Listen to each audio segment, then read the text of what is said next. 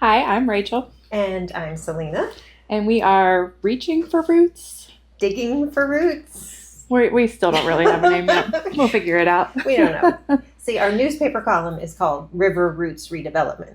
And you may recall that's the organization that we first sort of developed together.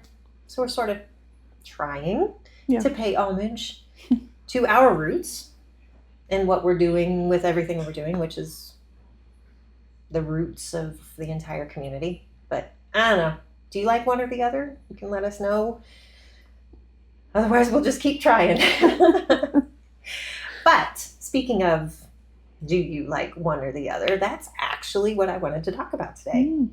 Opinions.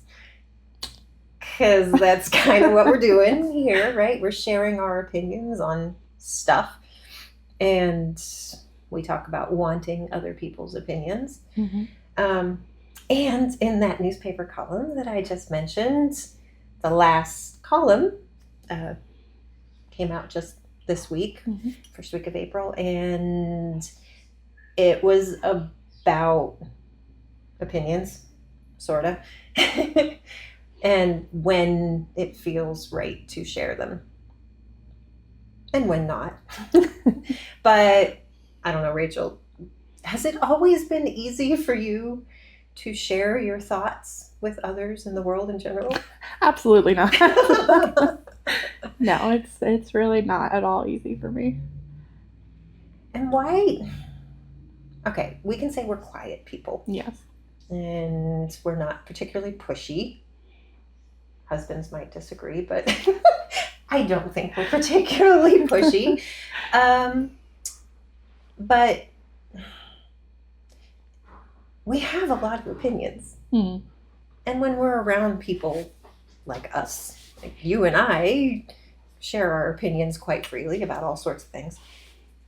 But it can be very challenging for us to put them out there for others and then to do something with them.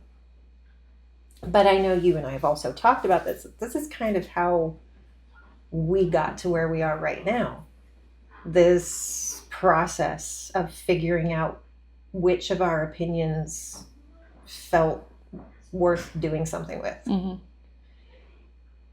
And we both kind of we came together in our own ways. How would you say you got to the point where you wanted to do more with what you thought about stuff?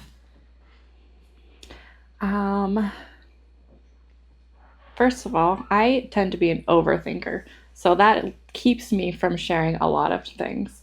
But I have participated in a lot of different organizations who have like genuinely tried to make a difference, but it has a lot of times been slowed down because of overthinking or over talking. And I really wanted to move past that step and go to the next thing and actually do the things that I thought could make a difference. Yeah. And I think that's what drew us together initially when back in 2019ish when we first met and started working together in any capacity, was that we were both like, okay, this is good. We've got a group of people. We're sitting down, we're talking, we're sharing our opinions, what we want to see happen. Now, how are we going to do this? And you kind of see the crowd step back, Yeah. and then we're left standing there going, okay, I guess it's me and you, right? Yeah. And having been one of those people who many times in the past would have just been like, okay, I gave you my opinion because you asked for it and you really wanted it now. Yeah. And don't put me out in the spotlight. And I'm, now that we're here and we're asking other people for their opinions and we're asking for their support and we're asking for their involvement, I think a lot about what did it take for us to go from speaking up in the background and trying to help out where it seemed like we might fit, to being the people who are leading the charge, and trying to gather others who are just like us. Yeah. who are quiet and thoughtful and don't want to be pushy. So, where do you think something changed for you, where you went from giving your input from the sidelines, maybe helping out if there was a clear place for you, to this place where you're at the front and you're coaxing others to come along and join in? So I think it took someone investing in me and showing me that they did care about my opinion. And you did that a lot when we first started working together, and you would ask my opinion and you would say, "Hey, this is what I'm thinking. What do you think?" And I think that made a big difference in helping me know that I my opinions were valid and that like I'd have something to say. Don't make me cry. No, seriously. That it makes sense, but it's really heartwarming to hear. So if you think you can't do anything about stuff, talking to somebody else can have a really, really, really big impact. Because honestly, having somebody else who didn't like start to back away slowly when I got excited about something. Yeah. And it wasn't just that we thought in a similar way. It was, yeah, we thought in a similar way, but then we also each had our own ideas and we could share them with each other. And it was like, oh, Yeah. she looks like she's lighting up it like this, like I do. And Yeah. I guess you felt the same way too. Yeah. And that's really cool. And that kind of is magical for starting a movement. And here we are, years later. I mean, and we worked within the existing environment for a number of years. Yeah. And there were some great organizations out there. We worked with them. We still have relationships with them. And everybody's working on what they can. But the main thing is when you have 100 different things that need work, and you've got 3, 4, 5 organizations, each trying really hard to do part of that. And a lot of the people in those organizations overlap. So you have the same group of people trying to do this and this and this, and it's not possible. No, you get spread too thin. Yeah. I remember reading once somebody said, like, volunteering and being on boards and things like that, that's great. But limit yourself, because otherwise you're not going to be effective in any of those roles. And that's really true. So if you're ever wondering how many things you could get involved in, 3. So that's just not me. I love 3, the power of 3.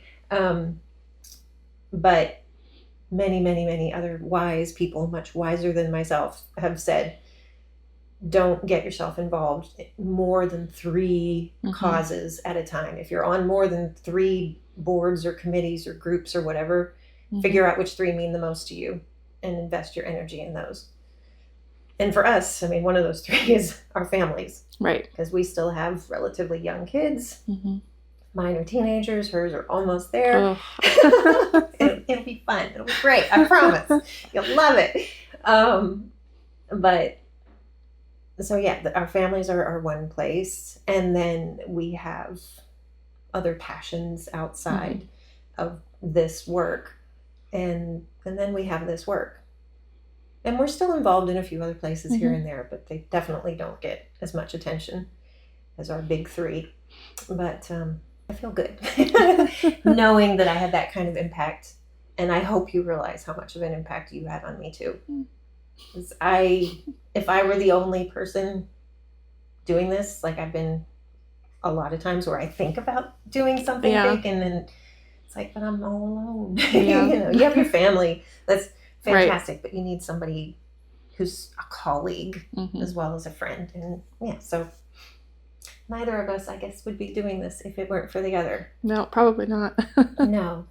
And it does, I think that's why people are constantly looking for their tribe, But I suppose we're here to tell you that you really only need one other person to start building a tribe. And it does grow from there because we've now got a small group of people who are all very committed, who bring their own perspectives and their own skills and talents into this. You know, the office and all the work that we've got going on in different places wouldn't happen without some very other dedicated, talented people. So we are very fortunate. Yeah, it does take cause that you care about, and then I guess somebody else to keep sparking off of. What is the path then to find that spark? And we crossed paths when a very specific opportunity arose. I got a part-time job leading a community initiative, and you were volunteering to do the web stuff for that initiative. So it's kind of luck and circumstance, but also if we hadn't been looking for those types of circumstances, then we wouldn't have found each other, and we wouldn't have found what really suited us. And taking the time to talk to each other, because I've been in lots of other organizations where that's my capacity, is I do some web or graphic design, and then it's emails and stuff like that, and it's not, you don't really get to know people, and so that camaraderie is not the same. So a little extra time invested. You just made me think of another of the power of three things. Another thing that I read somewhere was that you have to have overlap with someone in at least 3 arenas for you to like create a meaningful relationship with that person. So, you know, you can be neighbors with somebody but never really get to know them in any true way unless you have some other overlap. So for us, I guess it was very passionate about community work, having kids of similar ages, so homeschooling, and probably just then our personalities, because quiet people generally aren't drawn to louder people, you know, and we have just similar personal interests.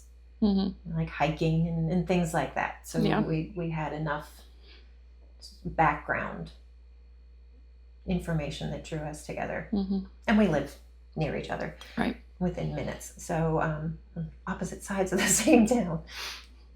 So if anybody out there is wondering if their opinion matters, there's probably going to be another person out there to whom it does. More than you think. And I don't know, how would you say people can